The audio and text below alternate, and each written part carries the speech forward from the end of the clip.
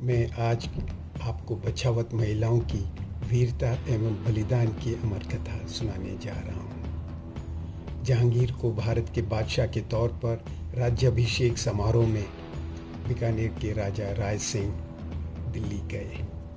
वे अस्वस्थ पूर्व दीवान करमचंद से भी मिलने गए एवं उनका स्वास्थ्य लाभ पूछकर अतीत के लिए क्षमा मांगी।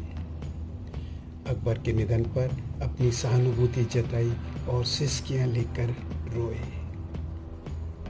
ऐसा जैन शास्त्र करमचंद वंशावली प्रबंध में जयसोम उपाध्याय लिखते हैं। राजा राय सिंह के प्रस्थान के बाद करमचंद ने अपने दोनों पुत्र भागचंद और लक्ष्मीचंद से राजा राय सिंह की प्रशंसा तो की, लेकिन अपने पुत्रों को राजा राय सिंह से सावधान रहने के लिए कहा और समझाया कि ये मगरमच्छ के आंसू हैं, प्रेम और स्नेह के नहीं।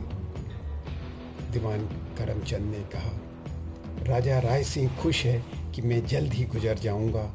उन्हें पछतावा भी हो रहा है कि वे अपने भूतकाल का प्रतिशोध मुझसे नहीं ले पाए।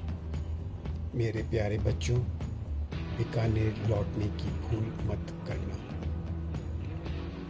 बादशाह अकबर के निधन पश्चात सन 1605 और 1607 के बीच दीवान करमचंद का स्वर्गवास भी हो गया।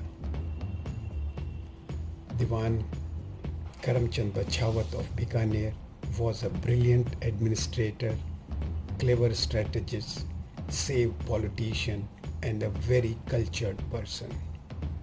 He was indeed loyal to the king like his forefathers.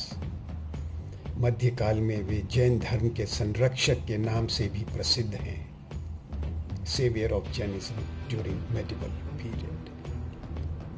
ये पहले की बात है। सन 1591 तक राजा राय सिंह एवं दीवान करमचंद के बीच तनाव बढ़ने लगा।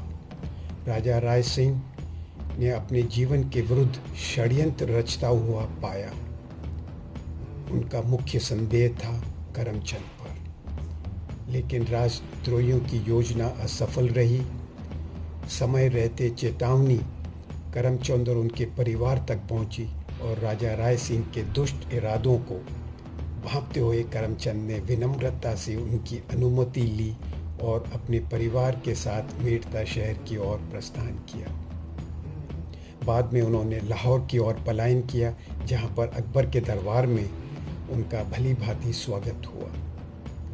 अन्य राजाओं ने करमचंद को निमंत्रण दिया, लेकिन उन्होंने सभी को नकार दिया, क्योंकि करमचंद वास्तव में बीकानेर के राजा राय सिंह के प्रति एकनिष्ठ थे। Later in 1612, Raja Rai Singh fell ill, and Prince Sur Singh, seeing that his father and was approaching with folded hands, asked for his last injunctions. The dying Raja Raj Singh said, Bachawats, the family of Karamchand, should be enticed to Bikaner, that on them should be revisited the sins of their father.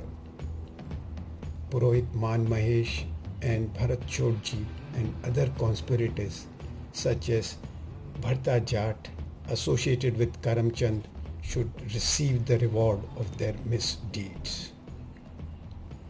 Having exacted a promise that his wishes would be attended to, the Raja Rai Singh expired in 1612. Sur Singh ascended the throne of Bikaner. Around 1619, that is 7 years later, Raja Sur Singh went to Delhi to pay his obeisance to Emperor Jahangir. He also called on Bhagchand and Lakshmi Chand, sons of late Diwan Karamchand. He took them in absolute confidence and invited them to Bikaner. He went so far as to dismiss his present Diwan in order to give office to Lakshmi Chand and Bhagchand. Karamchand के दोनों पुत्रों को अपने पिता की सलाह का स्मरण न रहा और वे नेक नियत से बीकानेर की ओर चल पड़े। आदर सहित वे दीवान पद पर नियुक्त किए गए। राजा सूर सिंह ने कुछ महीनों तक दोनों भाइयों के प्रति उदारता दिखाई उन्होंने बछावत हवेली में भेंट का निमंत्रण भी स्वीकार किया, जहां दोनों बछावत भाइयों ने 1.25 लाख से भी ज़्यादा रुपए खर्च कर राजा के सत्कार हेतु बहुत सुंदर आलीशान मंच बनवाया। तत्पश्चात बछावत बीकानेर में पुनः स्थापित हुए, ऐसा उनकी मान्यता है। The Bachavas thereupon were resettled in Bikaner, but one fine morning at the daybreak, by treachery, their havelis were surrounded by 4,000 royal troops of Bikaner, and they soon perceived that the destruction was intended. It was a black Amavasya night. Nothing was visible. Who is coming? Who is going? The royal troops took advantage and planned it accordingly. Bachhawat एक बनिया जाति के होने के बावजूद उनकी जाति के सभी सदस्यों ने राजपूताना साहस दिखाया. Being from a trading community, the Bachawats showed their bravery and their chivalry and resolved to die a difficult death. Bhagchand विश्राम कर रहे थे एवं लक्ष्मीचंद अपने पुत्र मनोहर दास के साथ दरबार में थे. लक्ष्मीचंद की पत्नी ने गर्व एवं क्रोध में ऐलान किया, राजकीय सेना हमारी हवेली को घेर चुकी है. अगर आपकी अनुमति हो तो मैं पुरुष वेश धारण कर उन्हें अपनी शक्ति का परिचय देती हूँ. इसकी अनुमति नहीं देते हुए भागचंद ने बेशकीमती जवाहरातों को नष्ट किया और हाथ में तलवार लिए शूर सिंह के सैनिकों पर हमला बोला.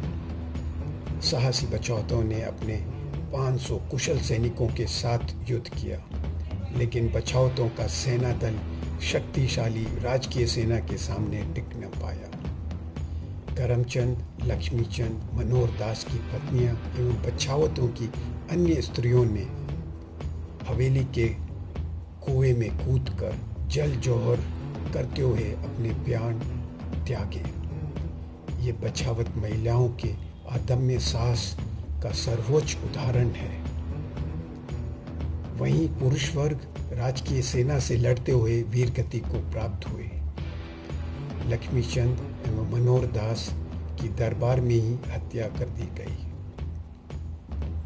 In this area opposite Bada Upasra, where the battle took place, the fierce battle जहाँ जमकर घमासान युद्ध हुआ, there used to be a well owned by Bachawats, which was later closed and platform built.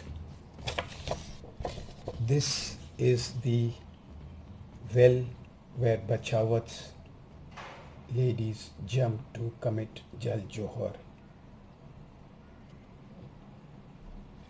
In this area opposite Bada Upasra, there used to be a well owned by Bachawats, which was later closed and a platform built. Today, Hanuman Mandir stands tall on its side. This was the well in which Bachawat women jumped to protect their honor from troops of Sursagar who had invaded their havelis. जब बछावतों को सैन्य दल के साथ समाप्त कर दिया गया, तब उनकी हवेलियां भी नष्ट कर दी गई. ऐसा कहा जाता है कि नीम के पत्थर भी राजा शूर सिंह की निर्दयी सेना द्वारा निकलवा दिए गए. लेखक संजय शिमाली अपनी किताब एक शहर की कहानी लोगों की जुबानी में लिखते हैं, राजकीय सैनिकों ने नीम के पत्थरों को भी खोदा ताकि बीकानेर के बछावतों का अस्तित्व ही साफ कर दिया जाए. नीम के पत्थरों को लोक भाषा में रांग कहते हैं. इसलिए उस दुर्भाग्यपूर्ण घटना पश्चात माणक चौक का पुनः नामकरण रांगड़ी का चौक हुआ. मेवाड़ के प्रधान राय पन्नालाल मेहता द्वारा दीवान करमचंद को श्रद्धांजलि. मेहता करमचंद बछावत एक कुशल प्रशासक, चतुर रणनीतिज्ञ शिष्ट राजनेता एवं बहुत संस्कारी व्यक्ति थे। अपने पूर्वजों की ही तरह वे राजा के प्रति निष्ठावान थे। तदंतर करमचंद बछावत बादशाह अकबर के करीबी मित्र एवं रणनीतिज्ञ एक ऐतिहासिक व्यक्ति बने। उनके ही कार्यकाल में बछावतों को मेहता की पदवी से नवाजा गया।